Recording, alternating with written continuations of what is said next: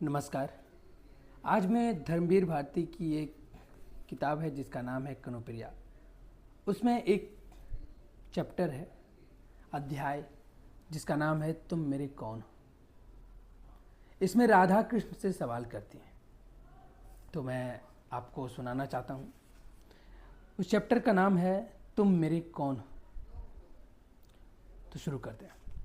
तुम मेरे हो कौन कनु, मैं तो आज तक नहीं जान पाई।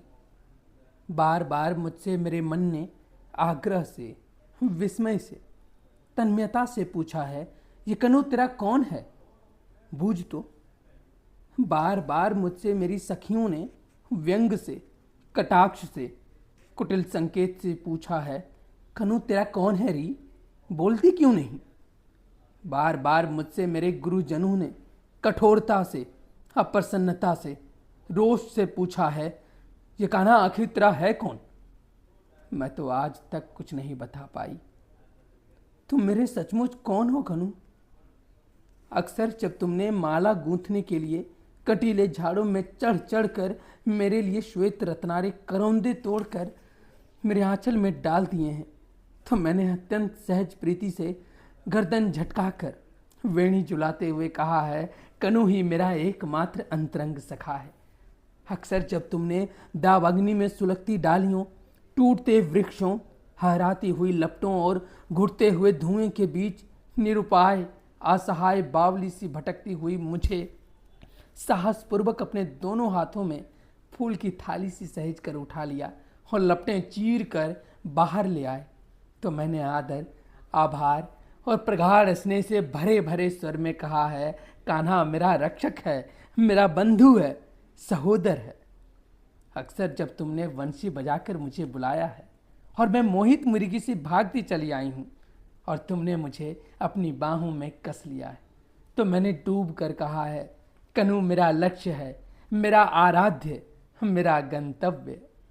पर जब तुमने दुष्टता से अक्सर सखी के सामने मुझे बुरी तरह छेड़ा है, तब मैंने खींचकर आंखों में आंसू भरकर शपथें खा खाकर सखी से कहा है, कान्हा मेरा कोई नहीं है, कोई नहीं है।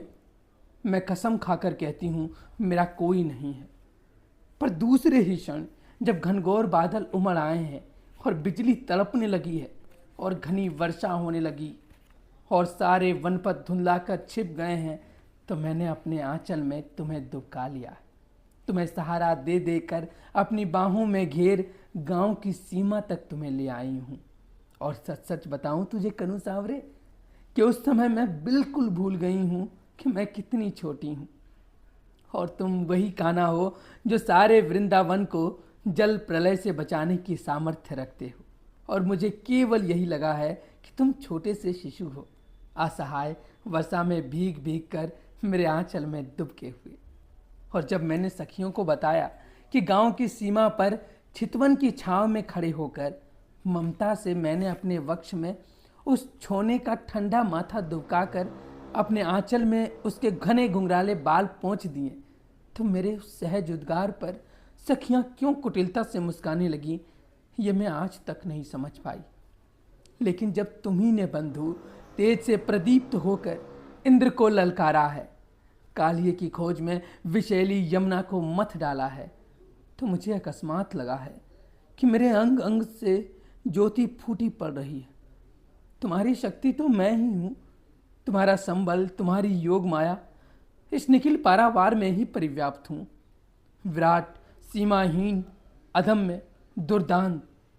किंतु दूसरे ही क्षण जब तुमने वेदसलता कुंज में गहराती हुई गोधली वेला में आम के एक बौर को चूर चूर कर धीमे से अपनी चुटकी में भरकर मेरे सिमंत पर बिखेर दिया, तो मैं हतप्रभ हो गई।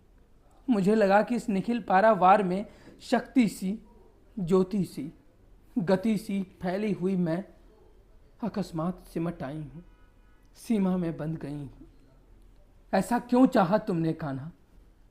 पर जब मुझे चेत हुआ तो मैंने पाया कि हाय सीमा कैसी, मैं तो वो हूँ जिसे दिग्वधु कहते हैं, कालवधु।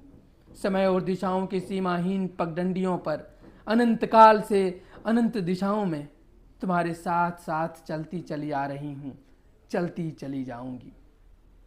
इस यात्रा का आदि ना तो तुम्हें स्मरण है ना मुझे, और अंत तो इस यात्रा का है ही नहीं मेरे सहयात्री। पर तुम इतने निठुर हो और इतने आतुर कि तुमने चाहा है कि मैं इसी जन्म में, इस थोड़ी सी अवधि में, जन्म जन्मांतर की समस्त यात्राएं फिर से दोहरा लूं। और इसीलिए संबंधों की इस घुमावदार पगडंडी पर क्षण क्षण पर तुम्हारे साथ मुझे इतने आकस्मिक मोड़ लेने पड़े हैं कि मैं बिल्कुल भूल ही गई हूं कि मैं अब कहाँ और तुम मेरे कौन हो। और इस निराधार भूमि पर चारों ओर से पूछे जाते हुए प्रश्नों की बौछार से घबराकर मैंने बार बार तुम्हें शब्दों के फूल पास में जकड़ना चाहा है। सखा, बंधु, आराध्य, शिशु, दिव्य, सहचर, और अपने को नई व्याख्याएं देनी चाहिए हैं। सखी, वाद, साधिका, बांधवी, माँ, वधु, सहचरी। और मैं बार बार नए नए रूपों में उमड़ उमड़ कर तुम्हारे तट तक आई, और तुमने हर बार अथाह समुद्र की भांति मुझे धारण कर लिया, विलीन कर लिया। फिर भी यकूल बने रहे। मेरे सांवले समुद्र, तुम आखिर हो मेरे कौन? मैं इसे कभी माप क्यों नहीं पाती?